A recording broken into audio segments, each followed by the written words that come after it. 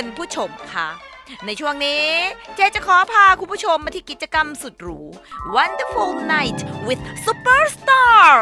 กับละครเรื่องลิขิตรักข้ามดวงดาวซึ่งได้พาผู้โชคดีไปล่องเรือดินเนอร์หรูพร้อมกับฟังเพลงเพราะๆกลางแม่น้ำเจ้าพระยา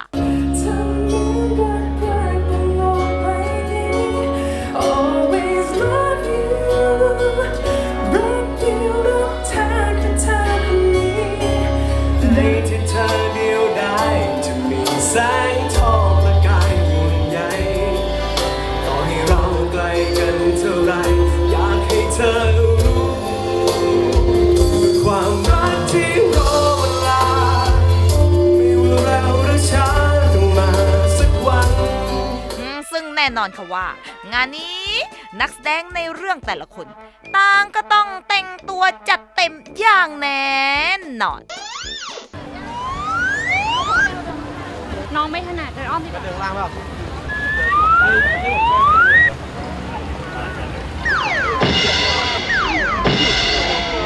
ต่อดีนะคะเพราะว่าเรามีกิจกรรมเรื่องความพิเศษและภายใต้ความสวยสง่านั้นมันก็มักจะต้องมาพร้อมความยากลำบากอะค่ะคุณผู้ชมคะนอกจากนักแสดงที่แต่งองค์ทรงเครื่องกันมาแบบชนิดเบอร์เต็มแล้วในส่วนของผู้โชคดีก็ไม่น้อยหน้านี่ไงในเขาหันหน้ามาหาณเดชน์ก่อนเลยณเดชน์นะครับผมยิ้มโอเคนอกจากจะไม่น้อยหน้าแล้วยังดูเกินหน้าดาราไปอีกนะคะคุณเนาะ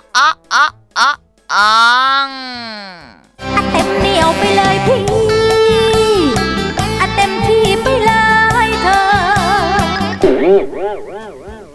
คุณผู้ชมค่ะเมื่อนักแสดงเต็มที่และผู้โชคดีเต็มเหนียวงานนี้ระดับผู้จัดแบบพี่น้องเปิดตัวแบบณเดชน์เลยนะครับ